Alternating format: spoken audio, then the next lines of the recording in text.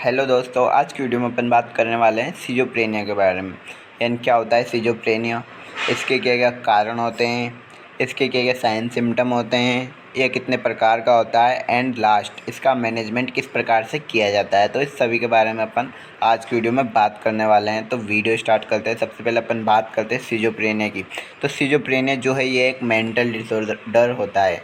ठीक है, सिजोफ्रेनिया क्या है? यह एक मेंटल डिसऑर्डर होता है। ठीक है, अभी बात करते हैं सबसे पहले इसके इंट्रोडक्शन के बारे में। तो सिजोफ्रेनिया की जो शब्द उत्पत्ति हुई है वो ग्रीक भाषा से हुई है। यानी सिजोफ्रेनिया शब्द ग्रीक भाषा के सिजोफ्रेनिया से लिया गया है।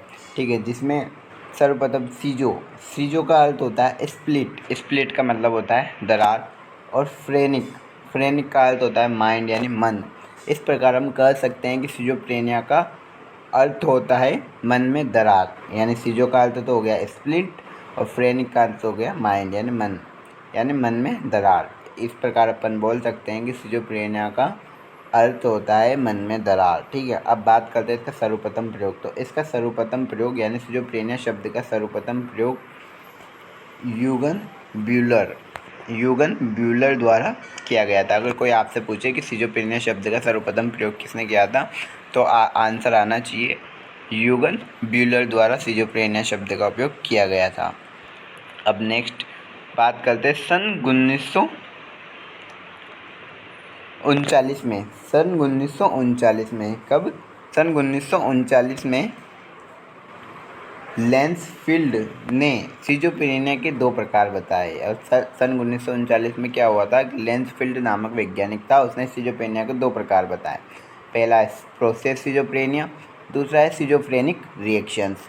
ठीक है, यहाँ तक समझ में आया क्या? सिजोफ्रेनिया शब्द की उत्पत्ति ग्रीक भाषा से हुई है, जिसमें सीजो का अर्थ होता है स्प्लिंट यानी दरार और फ्रेनिक का मतलब होता है मन यानी मन में दरार। ठीक है, सर्वप्रथम इसका प्रयोग यूगन ब्यूलर द्वारा किया गया था। और सन 1939 में लैंसफील्ड ने सिजोफ्रेनिया के दो प्रकार बताए। कौन कौन से? एक तो प्रोसेस सिजोफ्रेनिया, दूसरा था सिजोफ्रेनिक रिएक्शंस। ठीक है, ये इसका इंट्रोडक्शन हुआ सिजोफ्रेनिया का। ठीक है, अब बात करते हैं इसकी डेफिनेशन के बारे में। तो इसकी डेफिनेशन क्या कहती है, अपन उस पर ध्यान देते हैं। तो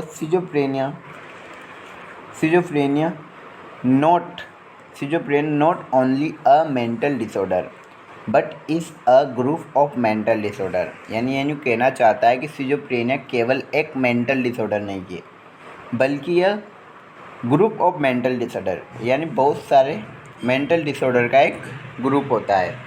यानी सिजोफ्रेनिया केवल एक मानसिक रोग नहीं है, बल्कि बहुत सारे मेंटल डिसऑर्डर या मानसिक रोग मिलकर सिजोफ्रेनिया बनाते हैं या उत्पन्न करते हैं। ठीक है, तो इसे अपन सिजोफ्रेनिया कहते हैं। कोई आपसे इसकी डेफिनेशन पूछे तो क्या लिखनी है? सिजोफ्रेनिया एक नॉट अ मेंटल डिसऑर्डर, यानी सिजोफ्रेनिया केवल एक मेंटल डिसऑर्डर नहीं है, but is a group of mental disorder, बल्कि यह बहुत सारे मेंटल डिसऑर्डर का ग्रुप है। यह कॉमनेस्ट मेंटल इलनेस है। यह सामान्य रूप से पाए जाने वाली कौन सी है? मानसिक इलनेस है या बीमारी है। ठीक है, अब बात करते हैं सिजोफ्रेनिया मेंटल कंडीशन के ग्रुप को डिनोट करता है। ठीक है, यानी सिजोफ्रेनिया किसको करता है? मेंटल कंडीशंस के ग्रुप को डिनोट करता है। यानी ग्रुप में होने वाली मतलब बहुत सारे ग्रुप मिलकर, मेंटल डिसऑर्डर के ग्रुप मिलकर सिजोफ्रेनिया को बनाते हैं। तो क्या करता है? सिजोफ्रेनिया मेंटल कंडीशन के ग्रुप को डिनोट करता है, जिसके निम्न सिम्टम्स है। अब सिजोफ्रेनिया के कौन कौन से सिम्टम्स होते हैं, वो मुख्य मेन सिम्टम्स कौन कौन से हैं? तो इसमें वो सारे सिम्टम आ जाएंगे जिससे व्यक्ति के दैनिक कार्य होते हैं। ठीक है, वो डिस्टर्ब हो जाएंगे। इसमें डिस्टर्बेंस इन थिंकिंग प्रोसेस, यानी जो व्यक्ति की सोचने समझने की क्षमता है उसमें डिस्टर्बेंस आ जाएगा। अजीब प्रकार से वो सोचने समझने लग जाएगा। ठीक है, उसके बाद डिस्टर्बेंस इन लैंग्वेज, यानी उसकी भाषा में भी बदलाव आ जाएगा। नेक्स्ट डिस्टर्बेंस इन बिहेवियर, वो भी अजीबोगरीब व्यवहार करने लग जाएगा। किस प्रकार का व्यवहार करेगा वो भी अपन आगे देखेंगे इसके टाइप्स में। नेक्स्ट डिस्टर्बेंस इन इमोशंस, यानी उसके इमोशंस भी क्या हो जाएंगे? चेंज हो जाएंगे। उसके बाद lack of attention and perception, यानी ध्यान में कमी और एकाग्रता में कमी देखने को मिलेगी। ठीक है, इस प्रकार ये सिजोफ्रेनिया की डेफिनेशन हुई। अपन डेफिनेशन अगर आपसे कोई पूछे तो यहाँ तक ज़रूर लिखें। ये schizophrenia not a not only a mental disorder but is a group of mental disorder, यानी सिजोफ्रेनिया एक मेंटल डिसऑर्डर नहीं है बल्कि एक ग्रुप ऑफ मेंटल डिसऑर्डर है या कॉमनेस्ट मेंटल इलनेस है। ठीक है, सिजोफ्रेनिया मेंटल कंडीशन के ग्रुप को डिनोट करता है जिसके निम्न सिम्टम होते हैं। अब सिम्टम्स कौन कौन से होते हैं ये देख लेते हैं। तो डिस्टर्बेंस इन थिंकिंग प्रोसेस, यानी सोचने समझने की प्रक्रिया में बदलाव हो रहा है। डिस्टर्बेंस इन लैंग्वेज, भाषा में बदलाव। Disturbance in behaviour, disturbance in emotions and lack of attention and perception. ये इस प्रकार से अपन ने सिजोफ्रेनिया देखा है। सिजोफ्रेनिया के सर्वप्रथम अपन ने इंट्रोडक्शन देखा था। इंट्रोडक्शन में शब्द उत्पत्ति ग्रीक भाषा, फिर उनका अर्थ देखा, फिर लेंस स्पीड आया, फिर उसके बाद डेफिनेशन देखी। डेफिनेशन के बाद अपन ने इसके सिम्टम देखे। इस प्रकार सिजोफ्रेनिया का ये जनरल अपन ने देखा है डेफिनेशन एंड इंट्रोडक्शन के रूप में। अब बात करते हैं अपन इसकी ईटियोलॉजी के बारे में। तो इसके कौन कौन से कारण होते हैं जो सिजोफ्रेनिया को उत्पन्न कर सकते हैं। तो सबसे पहले बात करते हैं अपन बायोलॉजिकल फैक्टर। कौन से बायोलॉजिकल फैक्टर या जैविक कारक। जैविक कारक में सबसे पहला आता है जेनेटिक्स। जेनेटिक्स का मतलब होता है आनुवांशिकी, यानी यदि किसी व्यक्ति को सिजोफ्रेनिया है तो उसकी संतान में भी सिजोफ्रेनिया होने की चांसेस क्या हो जाते हैं, बढ़ जाते हैं। ठीक है, यानी किसी माता पिता में से किसी एक को सिजोफ्रेनिया है तो उसके चांस बढ़ जाएंगे नॉर्मल पर्सन की तुलना में कि इसके बेटे को भी सिजोफ्रेनिया हो सकता है। ठीक है, अब नेक्स्ट है बायोकेमिकल्स एबनॉर्मलिटीज़। बायोकेमिकल्स एबनॉर्मलिटीज़ का मतलब यह है जो ब्रेन में जो केमिकल्स रिलीज होते हैं अपन के, अब मतलब मस्तिष्क में जो केमिकल्स रिलीज होते हैं जिसका नाम है डोपामाइन। डोपामाइन एक केमिकल होता है, रसायन होता है जो अपने ब्रेन में संतुलन बिठाने का कार्य करता है पूरे मस्तिष्क का। तो इसका लेवल अगर डिस्टर्ब हुआ, इसका लेवल कम हुआ या ज़्यादा हुआ तो व्यक्ति में सिजोफ्रेनिया के लक्षण दिखने की संभावनाएं क्या हो जाती है, बढ़ जाती है। अगर डोपामिन का लेवल ज़्यादा हो जाता है तो पेशेंट में मेनिया या हाइपर एक्टिव बिहेवियर प्रदर्शित करता है।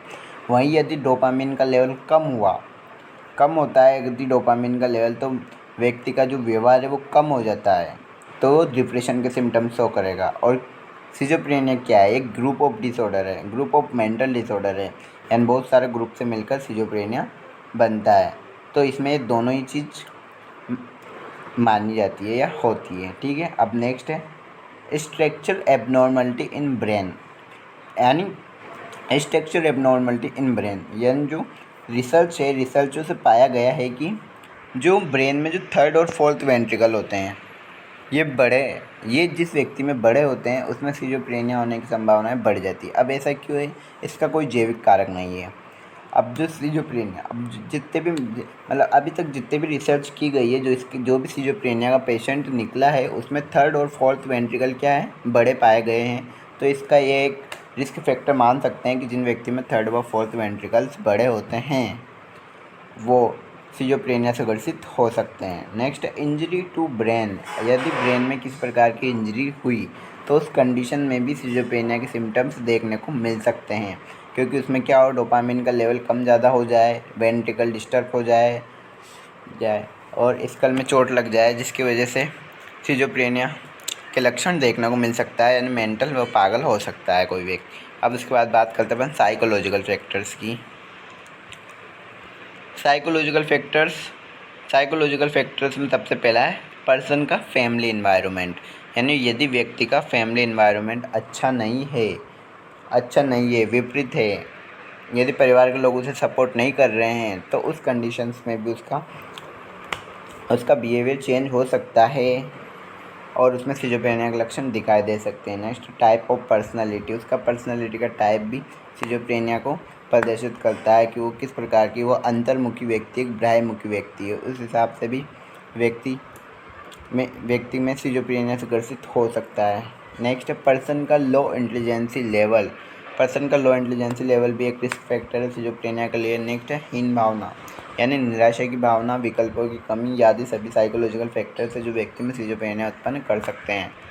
नेक्स्ट है सोशल फैक्टर। सोशल फैक्टर में सबसे पहला आता है कल्चर यानी सांस्कृतिक, यदि उनके रीति रिवाज, धर्म, नियम, कानून, प्रथाएँ यदि व्यक्ति के संतुलन के अनुकूल है, यानी व्यक्ति उसमें यदि आसानी से सामंजस्य स्थापित कर पा रहा है तो व्यक्ति व्यक्ति में गुड एडजस्टमेंट की क्षमता है तो उसमें सिजोफ्रेनिया नहीं होएगा। यदि विपरीत परिस्थितियाँ है, विपरीत नियम है, तो उस कंडीशन व्यक्ति में सिजोफ्रेनिया दिखाई दे सकता है।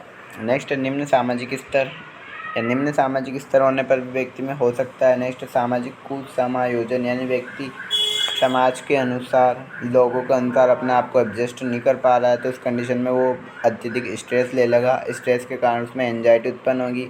एंजाइटी रहने से वो डिप्रेशन में भी जा सकता है। नेक्स्ट, विषम परिस्थितियों में रहना यानी व्यक्ति बार बार समायोजन क्षमता नहीं कर पा रहा है, हमेशा उल्टा ही हो रहा है, उसके विपरीत परिस्थितियाँ आ रही है और वो उनका सामना नहीं कर पा रहा है, उनसे वो सामंजस्य स्थापित नहीं कर पा रहा है, तो ऐसे कंडीशन व्यक्ति सिजोफ्रेनिया से ग्रसित हो सकता है। इस प्रकार अपन ने इसकी ईटियोलॉजी देखी। इस ईटियोलॉजी सबसे पहले बायोलॉजिकल फैक्टर में अपन ने जेनेटिक देखी एंड माता पिता से जाता है। नेक्स्ट, बायोकेमिकल में अपन ने डोपामिन का लेवल देखा कम ज़्यादा। नेक्स्ट, स्ट्रक्चरल एब्नॉर्मलिटी में थर्ड व फोर्थ वेंट्रिकल बड़े होते हैं। इंजरी टू ब्रेन, उसके बाद साइकोलॉजिकल फैक्टर में फैमिली का environment, type of personality, person का लो इंटेलिजेंस लेवल, और उसके बाद हीन भावना। उसके बाद है सोशल फैक्टर। सोशल फैक्टर में अपने सांस्कृतिक देखी, निम्न सामाजिक स्तर, सामाजिक कुसमायोजन, विषम परिस्थितियों में रहना। अब बात करते हैं अपन इसके क्लिनिकल फीचर्स के बारे में। क्लिनिकल फीचर्स में सबसे पहले अपन बात करते हैं प्राइमरी सिम्टम्स के बारे में। प्राइमरी सिम्टम्स में सबसे पहले अपन को देखने को मिलते हैं 4A सिम्टम्स। कौन से symptoms? 4A symptoms. 4A symptoms का मतलब होता है, ए का मतलब होता है अफेक्ट, अफेक्ट का मतलब मूड, अफेक्ट जो है वो मूड से रिलेटेड है यहाँ पर, और इसमें क्या होगा, भाव शून्यता पाई जाएगी, यानी इसका जो मूड रहेगा वो उसमें परिवर्तन नहीं होएगा, यानी भाव शून्यता पाई जाएगी। नेक्स्ट, ए का मतलब होता है ऑटिज्म। ऑटिज्म का मतलब होता है ऐसे विचार जिनका वास्तविकता से कोई संबंध ना हो। ऑटिज्म व्यक्ति में कौन से विचार आएंगे? ऐसे विचार आते हैं जिनसे उनका वास्तविकता से कोई संबंध ना होता है। नेक्स्ट, ए का मतलब होता है एसोसिएटिव लूजनेस, यानी लच्चर शब्द संगठन का प्रयोग, यानी अजीब प्रकार के शब्द का संगठन करके वो प्रयोग कर रहा है। नेक्स्ट है एम्बिवैलेंस, ये एक इम्पोर्टेंट है, सिम्टम्स हर बार पूछा जाता है 1 नंबर में। ए का मतलब होता है एम्बिवैलेंस। एम्बिवैलेंस का मतलब होता है व्यक्ति में एक ही समय पर एक समान वस्तु के लिए 2 असमान भावनाओं की उपस्थिति क्या कहलाता है? एम्बिवैलेंस कहलाता है। ये जो 4A सिम्टम्स है बहुत इंपॉर्टेंट है, उसमें सबसे इम्पोर्टेंट है एम्बिवैलेंस, यानी व्यक्ति में एक ही समय पर एक समान वस्तु के लिए 2 असमान भावनाओं की उपस्थिति। इस प्रकार अपन ने क्लिनिकल फीचर्स देखा। अपन ने primary 4A, affect, autism, associative looseness and ambivalence. अब नेक्स्ट सिम्टम्स की बात करते हैं इसके अदर सिम्टम्स के बारे में। अदर सिम्टम में सबसे पहला है mood and emotional disorder. Mood disorder या मूड एंड इमोशनल डिसऑर्डर में सबसे पहला आता है एपैथी। एपैथी का मतलब होता है भाव शून्यता, यानी उसमें किस प्रकार के भाव नहीं रहेंगे। ठीक है, उसके बाद है ब्लंट मूड। ब्लंट मूड का मतलब भी यही होता है भाव शून्यता, यानी उसका मूड जो है वो परिवर्तन नहीं रहेगा, यानी वो यदि उदास है तो उदास ही रहेगा, यदि वो खुश है तो खुश ही रहेगा। नेक्स्ट है लेबाइल इमोशनल या मूड। लेबाइल का मतलब होता है परिवर्तित इमोशंस, यानी उसके जो इमोशंस है वो कुछ समय अलग आ रहे हैं, थोड़ी देर बाद उसके इमोशंस अलग हो गए, थोड़ी देर बाद उसके इमोशंस अलग हो गए, यानी उसके मूड में बार बार क्या हो रहा है, परिवर्तन हो रहा है। तो ऐसे सिम्टम्स देखने को मिलते हैं किसमें? सिजोफ्रेनिया के पेशेंट में। नेक्स्ट है thought and speech disorder. Thought withdrawal and thought insertion. Thought block का मतलब देखें, थॉट एंड स्पीच डिसऑर्डर जिसमें थॉट ब्लॉक का मतलब होता है पेशेंट ये सोचता है कि उसके मन में अब कोई विचार ही नहीं आ रहा है। Next thought withdrawal. अब पेशेंट ये सोचता है थॉट विड्रॉवल में कि उसके मन मस्तिष्क से जो विचार है वो किसी अन्य व्यक्ति में निकाल लिए हैं। अब होता है थॉट इंसर्जन। अब इसमें पेशेंट ये सोचता है कि किसी अन्य व्यक्ति ने या कोई बाहरी शक्ति ने उसके मन में अपने विचार को डाल दिया है। उसके बाद लैक ऑफ स्पीच, यानी बोलने में भी उसमें कमी देखने को मिलती है। इस प्रकार थॉट एंड स्पीच डिसऑर्डर देखने को मिलता है। इसमें क्या होता है, विड्रॉल का मतलब होता है निकालना, यानी किसी अन्य व्यक्ति में उसके विचार को क्या कर दिया है, निकाल दिया है। किसी अन्य व्यक्ति में उसके विचार को क्या कर दिया है, डाल दिया है, तो इसे बोला अपन ने इंसर्जन। ठीक है, इस प्रकार थॉट एंड स्पीच डिसऑर्डर हुआ। नेक्स्ट है परसेप्शन डिसऑर्डर। परसेप्शन डिसऑर्डर में सबसे पहला है हेलुसिनेशन एंड इल्यूजन। हेलुसिनेशन क्या चीज़ होती है? बिना ऑब्जेक्ट के भी वस्तु का क्या होना, आभास होना, क्या कहलाता है, हेलुसिनेशन कहलाता है। और इल्यूजन में क्या होता है, ऑब्जेक्ट प्रेजेंट रहता है परंतु उसे क्या होता है, गलत समझ लेना, इल्यूजन होता है। ठीक है, नेक्स्ट है डिस्टर्बेंस इन बिहेवियर, यानी जो उसका व्यवहार है वो परिवर्तित हो जाता है, प्रभावित हो जाता है, वो अनावश्यक मुद्राएं धारण कर लेता है, जाने कौन सी बातें करता है, यानी उसका व्यवहार बिल्कुल ही बदल जाता है। नेक्स्ट है इच्छा शक्ति की कमी, यानी विल पावर की कमी देखी जाती है। लेक ऑफ कम्युनिकेशन, कम्युनिकेशन क्षमता में भी कमी देखी जाती है। Lake of attention and concentration, यानी वह किसी एक चीज़ पर ध्यान नहीं दे पाता है।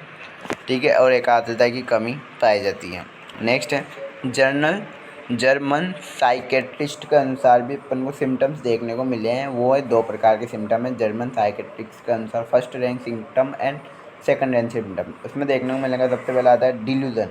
डिल्यूजन क्या होता है, यानी किसी व्यक्ति में अगर डिल्यूजन पाया जाता है तो वो क्या है, उसमें क्या है, गलत अटल विश्वास होते हैं, यानी व्यक्ति उनको क्या सही मानता है, वो गलत चीज़ होती है परंतु फिर भी वो उसके सही मानता है, उसको अपन किसी भी प्रकार के तर्कों से नहीं बदल सकते हैं। तो ये डिल्यूजन क्या है, गलत अटल विश्वास है पेशेंट का। नेक्स्ट है ऑडिटरी हेलुसिनेशन, यानी पेशेंट को अजीब आवाज़ सुनाई देती है बिना किसी ऑब्जेक्ट के। उसके बाद थॉट डिसऑर्डर, जो भी अपन ऊपर बात करता है। उसके बाद लॉस ऑफ विल पावर, यानी इच्छा शक्ति की कमी, यानी वो किसी प्रकार का ज्ञान प्राप्त नहीं करना चाहेगा। नेक्स्ट है second hand symptoms. Second hand symptoms में सबसे पहला हेलुसिनेशन। हेलुसिनेशन भी अपन ने देखा, बिना किसी ऑब्जेक्ट के पेशेंट को आभास होना किसी वस्तु का, उसे हेलुसिनेशन, इल्यूजन, इसमें ऑब्जेक्ट रहता है, उसको वो गलत समझ लेता है। उसके बाद डिप्रेसिव मूड, यानी मूड क्या होना, बिल्कुल उदास होना, निराश रहता है, तो उसे बोलते हैं अपन डिप्रेसिव मूड। ठीक है, अब बात करते हैं अपन मोस्ट इम्पोर्टेंट के बारे में, जो हर एग्जाम में पूछे जाते हैं, टाइप्स ऑफ सिजोफ्रेनिया,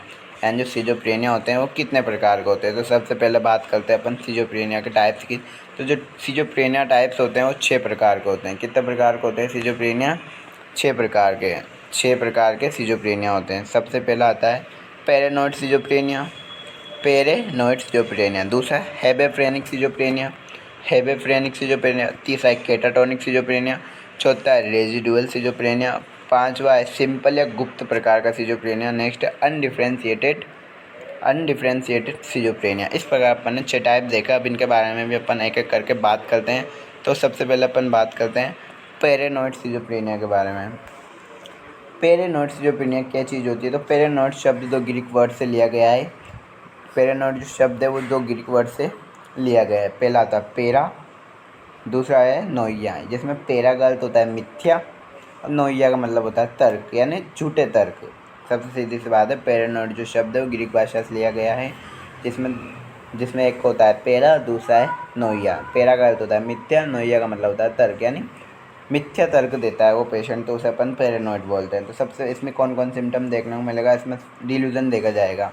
डिल्यूजन कौन कौन सा, पहला है परसेक्यूशन डिल्यूजन, दूसरा आता है रेफरेंस, तीसरा है कंट्रोल। डिल्यूजन 3 प्रकार का देखा जाएगा इसमें, परसेक्यूशन, रेफरेंस और कंट्रोल। परसेक्यूशन डिल्यूजन में क्या होता है, जो पेशेंट रहता है वो ये सोचता है कि आसपास उपस्थित लोग, मरीज उसे क्या कर रहे हैं, मारने की कोशिश कर रहे हैं, समाज में उसकी रेपुटेशन को ख़राब कर रहे हैं। नेक्स्ट है रेफरेंस। अब जो रेफरेंस डिल्यूजन होता है उसमें पेशेंट ये सोचता है कि आसपास हो रही घटनाएं सभी मेरे से संबंधित है। अब उसके बाद है delusion of control. Delusion of control में पेशेंट ये सोचता है कि अब मुझे किसी और या अन्य शक्ति ने क्या कर लिया है, कंट्रोल कर लिया है, अब मेरे बस में कुछ नहीं है। तो इस प्रकार के डिल्यूजन पाए जाते हैं पेशेंट में। ठीक है, इस टाइप में। अब उसके बाद इम्प्रॉपर जजमेंट्स, यानी उसमें जजमेंट की क्या होती है, कमी होती है, निर्णय लेने की क्षमता में कमी देखी जाती है। उसके बाद एब्सेंस ऑफ इंसाइट, यह इंसाइट भी उसमें नहीं पाई जाती है, वो अपनी डिजीज़ के बारे में नहीं जानता है। ठीक है, ये हुआ पैरानॉइड सिजोफ्रेनिया। पैरानॉइड सिजोफ्रेनिया क्या है, ये ग्रीक भाषा से लिया गया है, जिसमें मिथ्या और तर्क इसके 2 अर्थ होते हैं। उसके बाद डिल्यूजन पाया जाता है, परसिक्यूशन, रेफरेंस और कंट्रोल, बाद इम्प्रॉपर जजमेंट, उसके बाद एब्सेंस ऑफ इंसाइट। इस प्रकार अपना पैरानॉइड सिजोफ्रेनिया होता है। अब नेक्स्ट बात करते हैं अपन हेबेफ्रेनिक सिजोफ्रेनिया। हेबेफ्रेनिक सिजोफ्रेनिया ये बहुत इंपॉर्टेंट सिजोफ्रेनिया है। इसे अस्त व्यस्त सिजोफ्रेनिया के नाम से भी जाना जाता है। कौन सा सिजोफ्रेनिया, अस्त व्यस्त सिजोफ्रेनिया के नाम से भी जाना जाता है। ठीक है, अब जो सिजोफ्रेनिया होता है, ये जो सिजोफ्रेनिया होता है हेबेफ्रेनिक, ये एक प्रोग्रेसिव प्रकार का सिजोफ्रेनिया होता है। कौन सा, यह एक प्रोग्रेसिव टाइप का सिजोफ्रेनिया होता है जो डिसऑर्गेनाइज्ड होता है। ठीक है, अब इसे अस्त व्यस्त सिजोफ्रेनिया कहते हैं क्योंकि इसमें क्या होता है, जो पेशेंट रहता है वो चुप नहीं रहता है, वो हमेशा उसमें बोलते रहने, चलते रहने, बच्चों जैसे व्यवहार करते रहने की भावनाएं पाई जाती है।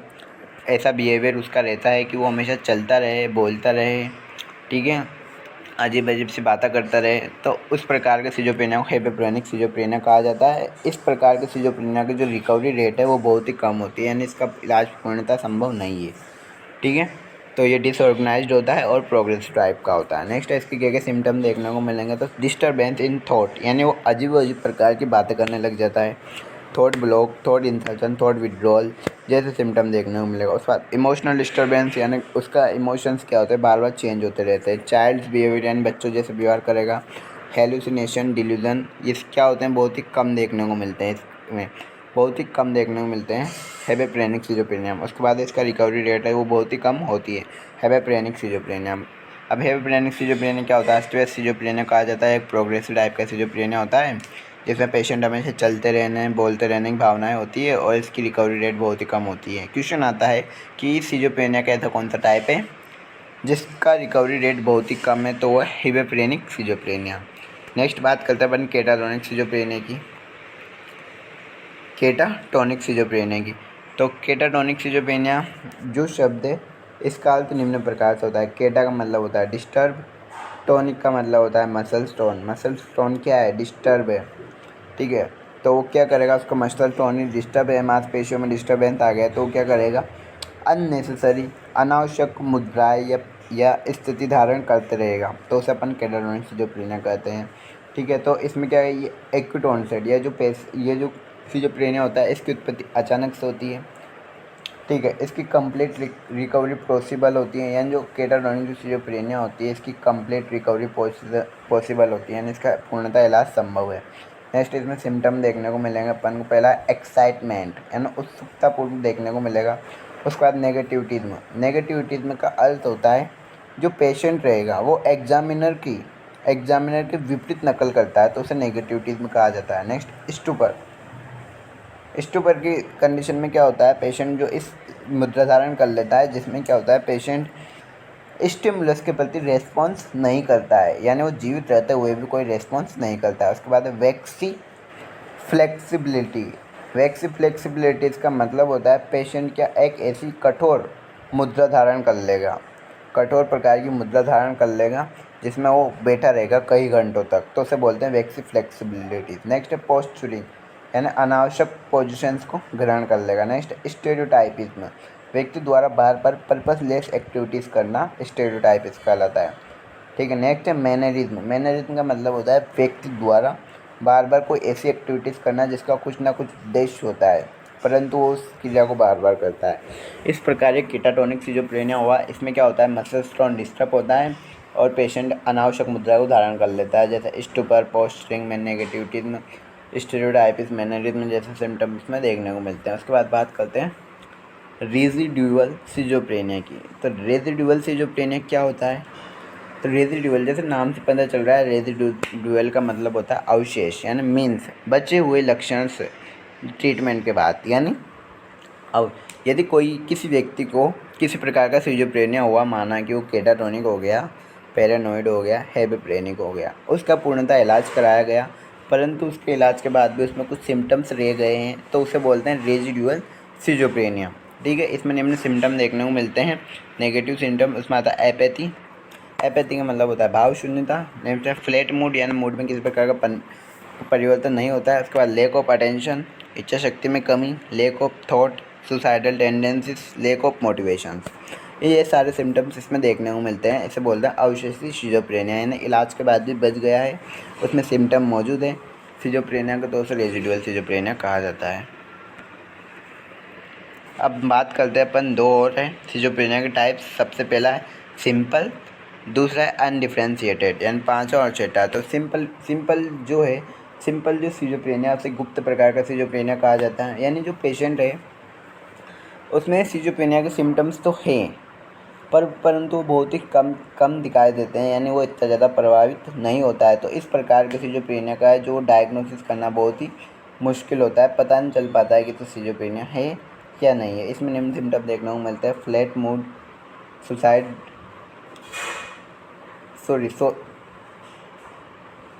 सोशल विथड्रॉल, गलत हो गया है, ठीक है। पहला है फ्लैट मूड, यानी मूड में किसी प्रकार का परिवर्तन नहीं होता है। उसके बाद बात करते हैं अपन एनवायरनमेंट और कोई भी अच्छा नहीं लगता है, यानी डीपर्सनलाइजेशन एंड डीरियलाइजेशन के सिम्टम्स देखने को मिलते हैं, यानी पेशेंट को एनवायरनमेंट यानी वातावरण में कोई भी चीज़ अच्छी नहीं लगती है और अन्य दूसरे व्यक्ति भी अच्छे नहीं लगते हैं। ये सिंपल प्रकार का सिजोफ्रेनिया, गुप्त प्रकार का सिजोफ्रेनिया होता है, जिसमें पेशेंट का डायग्नोसिस करना भी मुश्किल होता है, ठीक है। उसमें उसके मूड में किसी प्रकार का परिवर्तन नहीं होता है, व्यक्ति को कोई भी चीज़ अच्छी नहीं लगती है। नेक्स्ट है अनडिफ्रेंशिएटेड सिजोफ्रेनिया। अनडिफ्रेंशिएटेड का मतलब होता है अविभेदित, यानी जो इस प्रकार सिजोफ्रेनिया में पेशेंट में सिजोफ्रेनिया मौजूद होता है, परंतु पता नहीं चलता है कि वो कौन सा प्रकार का सिजोफ्रेनिया है। इसे मिक्स्ड सिजोफ्रेनिया भी कहा जाता है। अब इसमें क्या होता है, इस प्रकार सिजोफ्रेनिया में पेशेंट में कभी तो पैरानॉइड, कभी कैटाटोनिक तथा हेबेफ्रेनिक जैसे सिम्टम देखने को मिल सकते हैं, या तीनों के सिम्टम एक साथ भी देखने को मिल सकते हैं, तो उसे बोलते हैं अनडिफ्रेंशिएटेड सिजोफ्रेनिया, जिसमें पैरानॉइड में मिथ्या तर्क आते हैं, कैटाटोनिक में अननेसेसरी मुद्रा धारण कर लेता है, हेबेफ्रेनिक में अस्त व्यस्त प्रकार का रहता है। तो इस प्रकार इसे अनडिफ्रेंशिएटेड सिजोफ्रेनिया कहा जाता है। इस प्रकार अपन ने सिजोफ्रेनिया के टाइप देखे: पैरानॉइड, हेबेफ्रेनिक, कैटाटोनिक, रेसिड्यूअल और सिंपल एंड अनडिफ्रेंशिएटेड। अब बात करते हैं इसके डायग्नोसिस की। इसका जो डायग्नोसिस है वो निम्न प्रकार से किया जाता है: ड्यूरेशन, यदि किसी पेशेंट में जो सिम्टम्स हैं वो 1 साल तक दे रहे हैं, ठीक है, और स्टार्टिंग एक्यूट या क्रोनिक है, तो संदेह हो जाता है कि इसमें सिजोफ्रेनिया हो सकता है। इसके बाद निम्न सिम्टम देखने को मिलते हैं: नेगेटिविटी, यानी पेशेंट क्या करता है, एग्जामिनर के प्रति नकल करता है या उसके विपरीत एक्टिविटीज़ को करता है। उसके बाद एक कैटाटोनिक सिजोफ्रेनिया में वो अननेसेसरी मुद्रा धारण कर लेता है। उसके बाद उसकी सोच से पता लगता है बार बार अननेसेसरी बातें करता है। उसके बाद डिल्यूजन, हेलुसिनेशन आदि प्रेजेंट हो, तो उस कंडीशन में अपन पता लगा सकते हैं कि इसको सिजोफ्रेनिया है। नेक्स्ट बात करते हैं अपन इसके मेडिकल मैनेजमेंट के बारे में। अब जो मेडिकल मैनेजमेंट है वो ये क्या है, एक साइकोटिक डिसऑर्डर है। सिजोफ्रेनिया एक साइकोटिक डिसऑर्डर है, तो पेशेंट को सीधी सी बात है एंटीसाइकोटिक ड्रग दी जाती है। कौन सी ड्रग? एंटीसाइकोटिक ड्रग दी जाती है। एंटीसाइकोटिक ड्रग दी जाती है, ठीक है। एंटीसाइकोटिक ड्रग कौन कौन सी है? हेलोपेरिडोल, दूसरा आता है जेपाइन, उसके बाद राइसपेरिडोल, हेलोपेरिडोल, राइसपेरिडोल और जीडोन, इस प्रकार की ड्रग दी जाती है। ये ड्रग को 6 मंथ से लेकर 1 ईयर तक कंटिन्यू रखा जाता है, ठीक है। उसके बाद अदर थेरेपीज़ दी जाती है। अदर थेरेपीज़ में सबसे पहला इंटेंसिव साइकोथेरेपीज़ दी जाती है। उसके बाद family therapy, group therapy, behaviour therapy, motivational therapy, individual therapy और ऑक्यूपेशनल थेरेपीज़, इस प्रकार की थेरेपीज़ पेशेंट को दी जाती है। ये जो पेशेंट जब उसमें इंसाइट प्रेजेंट होती है, जब इन थेरेपीज़ का उपयोग किया जाता है और ड्रग्स को लगातार रखा जाता है। उसके बाद ईसीटी का प्रयोग किया जाता है। कैटाटोनिक सिजोफ्रेनिया में सर्वाधिक यूज़ किया जाता है, यानी सिजोफ्रेनिया का मरीज है तो उसमें ईसीटी का प्रयोग अत्यधिक किया जाता है, क्योंकि उसके इमोशंस, बिहेवियर और व्यवहार आदि सभी से रिलेटेड क्या होते हैं, डिस्टर्बेंस पाए जाते हैं, तो उसमें ईसीटी का प्रयोग किया जाता है। अब जो कैटाटोनिक सिजोफ्रेनिया में इसका सर्वाधिक उपयोग किया जाता है। इसमें 20 से 25 बार ईसीटी दी जाती है, जब जाके कैटाटोनिक सिजोफ्रेनिया में पेशेंट में क्या होता है, पेशेंट में सही हो सकता है, ठीक है। इस प्रकार इसका मेडिकल मैनेजमेंट हुआ है। Antipsychotic drugs, other therapy and ECT द्वारा इसका उपचार किया जाता है। इस प्रकार आज का अपना टॉपिक सिजोफ्रेनिया ख़त्म होता है। यह एक ग्रुप ऑफ डिसऑर्डर होता है, ये केवल एक मेंटल डिसऑर्डर नहीं होता है। थैंक यू सो मच दोस्तों।